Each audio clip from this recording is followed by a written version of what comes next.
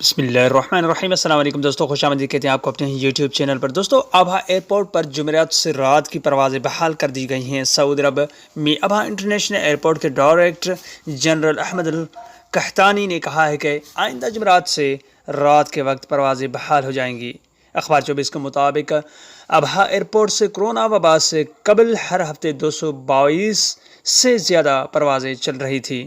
ان میں سے 188 مقامی اور 34 بین الاقوامی پروازیں تھیں۔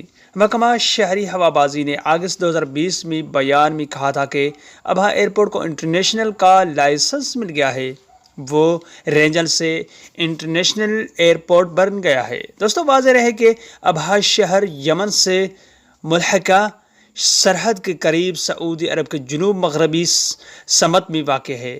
ان کے شمال مشرقی جانب خمیس مشیط جبکہ مغرب جانب اسیر رینجن ہے۔ ابہا کمشنری کا مجموعی رقبہ 5000 ہیکٹر سے زائد ہے اور اس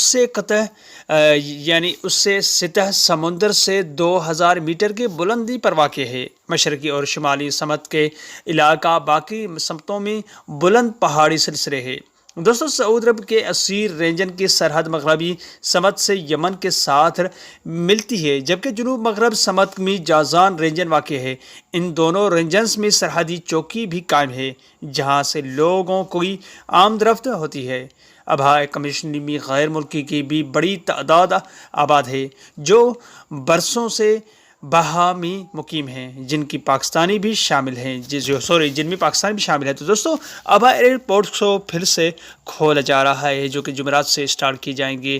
تو یہ اچھی اپڈیٹ ہے کیونکہ سعودی عرب ابھی فلائٹس کی بحالی کے حوالے سے جو کہ 17 مئی کو بحال کی جائیں گی، تو اسے جو چھوٹے بڑے ایئرپورٹس ہیں جو کہ ابہا کو کچھ ماہ پہلے میں نے ویڈیو بنایا تھا ابہا کے مطابق، ابہا ایئرپورٹ کے مطابق جس اس کو انٹرنیشنل فلائٹس کے لیے بھی بحال کر دیا گیا ہے۔ تو یہ گاکا کی جانب سے بھی جو ڈائریکٹر جنرل ہے احمد القحطانی کی جانب سے بہت بڑی اچھی اپڈیٹ ہے۔ یہ تھی آج کی اپڈیٹ۔ اگلے ویڈیو تک اپنا بہت سارا خیال رکھیے گا۔ تب تک کے لیے السلام علیکم ورحمۃ اللہ وبرکاتہ۔ پاکستان زندہ باد۔